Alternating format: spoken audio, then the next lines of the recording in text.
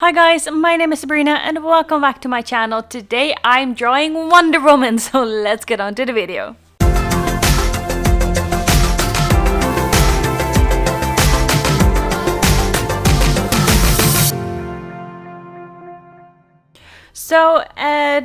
Originally I really wanted to make Wonder Woman leading up to the new movie that's coming out. But with everything that is going on nowadays, all the movies seem to have be suspended or like delayed at the very least. So there won't be a new Wonder Woman coming anytime soon. I think it was August that I last heard of. I'm not 100% sure though. But I wanted to make this drawing. But I decided to go ahead with Wonder Woman anyway because she is an amazing character. I really enjoyed the first movie that I've seen her in, and this is based on Gal Gadot, if I'm pronouncing that correctly. I'm really sorry if I don't. Let me know down below in the comments how you do pronounce that correctly. But I based that on her, and I was so excited to start this. I like Wonder Woman, I like her outfit, I like the badass she is in those movies, and especially with like Gal in there, like I really enjoyed it. And my plan was originally my due date is the 6th of June, and I think right around that time is when the movie would have been released as well, that weekend. And I was really hoping to go there on my due date like a badass pregnant woman and just sit there and watch the movie and not caring about what was about to happen. I'm not sure if that would have gone exactly the way I hoped it would, but we'll see. We'll see if this baby will come sooner than the 6th of June or if it decides to stay in there for a little longer. So Wonder Woman, I had a great time designing her character over here. Of course, I used references, and in hindsight is 2020. I pretty much have been working on this with the colors when I noticed some bits and pieces here and there where I was like, why did I do that? Or why didn't I do that? So yeah, if you see anything, please excuse me, but just look at the overall picture in general, and I hope you do like it. And of course, while I was filming this, I found out that one of my markers that I used for like the shadow areas on her face, I started on her face, that marker was completely dried out, and I don't know how that happened. It's in my press where it's always been. I refilled it the last time, as far as I'm aware, like it was not dried out at all. So I don't know what made it dry out so incredibly much. So maybe I need to order a new marker of that if that happens again, because maybe there's a crack in there somewhere that I haven't seen yet, and that might be causing it to dry out. I'm not 100% sure. I think I have seen a crack in one of the caps. But regardless of that, once I refilled it, it worked again. Thank goodness. It did take a while to refill it properly. As you could see just now, I've tried to record how I refill them. I don't have the pliers to take out the nips myself, so I don't have the correct pliers. So anything I have will either crush the nips, and I don't have replacement nips right now. So maybe that is an idea for my birthday or something, or for Christmas, or just to buy something for myself. But yeah, that was quite annoying. So I had to basically drip it on the actual nips and then hold the marker not completely upright and not completely flat either, to make sure that they would refill properly. And what I always notice, and it always kind of makes me doubt, is how the skin tone always turns out in a different shade than I'm initially thinking of. And I just think it's against the white paper, and because I always start with the skin tone, that might be the reason why it looks a bit odd. But it works, and I'm really happy with it. And yeah, she looks to have a bit of a color there, and I like that. I really do like that. And I personally see Gal Gadot in there as well, and I know that makes sense, of course, if you're using that as a reference image to try and base your entire drawing off, obviously. But yes, exactly. So I started out with the skin tones, and I used a darker color than that I usually use, and I went in with a darker kind of blush as well, because I did want her to have some colors on her cheeks, and it just looks weird if you don't do that. So I did the same with her elbows as well, and gave that some color, and her kneecaps basically. I know they're like half legs, but I wanted to make sure they had some color in them too. And of course the fingertips. Those are the areas that I always give some extra color, because I feel like they need them. It looks quite unnatural if you don't give them, in my opinion. So once that was done, I moved on to the hair. And for the hair, I really wanted to make that more flowy, as if she was outside in the wind, and I just really like how that looks. And of course I tried to be true to her natural, or like the hair color that is in the movie as well. So it's kind of black but with like a brown hint in there, so I really like how that looks. I think it gives more of a highlight effect on it, and I'm quite happy with that. So what I did is I started out with the darkest brown that I have. It's not as saturated as the other browns that I have, but I think it's the darkest kind of shade that I have. So then I went in with a neutral gray. It's a bit darker, and then I went in with a black on top of that. And then to top it off, I tried to blend everything in with the brown again. So that kind of gives me the look that you see here. And what I do as well, and I did that off camera, is give the hair some really dark areas and some highlight areas. So I went in with black pencil, where you really see the darker bits in her hair, to just make them even more dark, and then lighter bits where you see the highlights. So with my white pencil, basically I went over that quite lightly. I did not want to press them in too much, but yeah, I want to make sure that you can very clearly see. So you'll see the change coming up, and I'll try and mark it on the screen as well.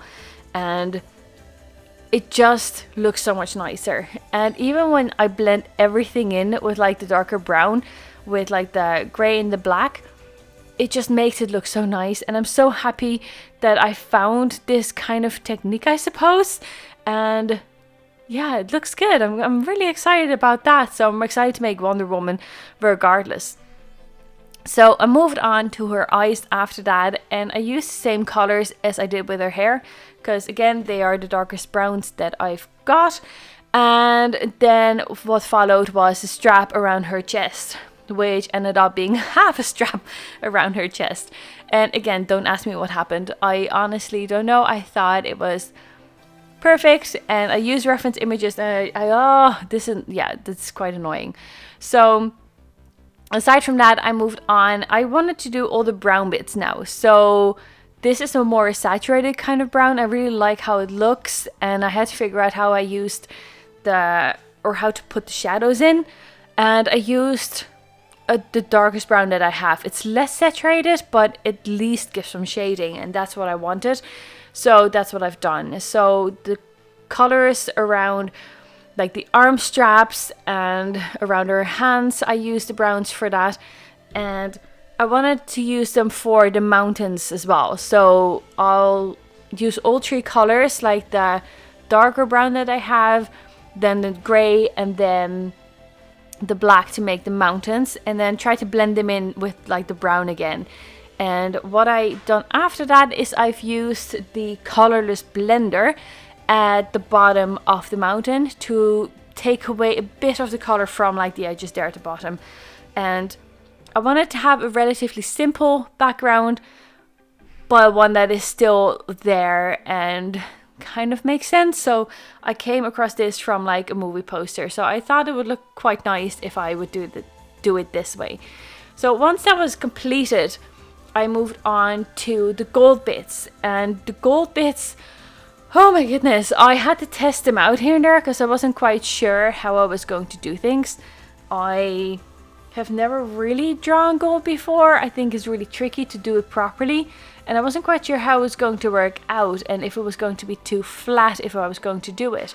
So what I've done is I've used two different colors of yellow. One was like a lighter yellow that I have, and one like more of an orangey tone yellow. And I've used those for the gold areas. And then I worked in some browns as well for like the shadow parts. And I think in the end, it doesn't look so bad.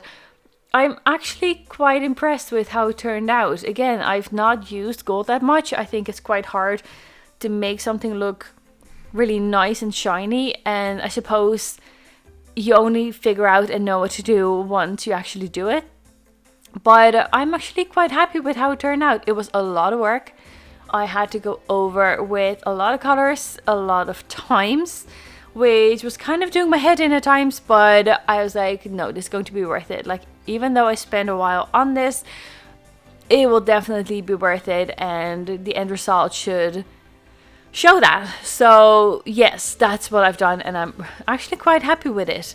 I used the same technique for her whip as well, and yeah, that was just a very detailed kind of work too. So it looks really, really nice though. I think it like blends in with like all the other gold bits, and I'm actually really happy with how that came out.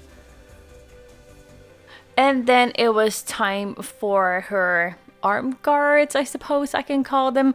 I made them silver because as far as I could see they were silver, and I used just 2 grays for that. So that was relatively simple to do and didn't require much work at all. So then it was on to the main piece of her clothes, and that was like the red chest piece, and it looked so beautiful in the pictures, and I don't know how I could do it justice.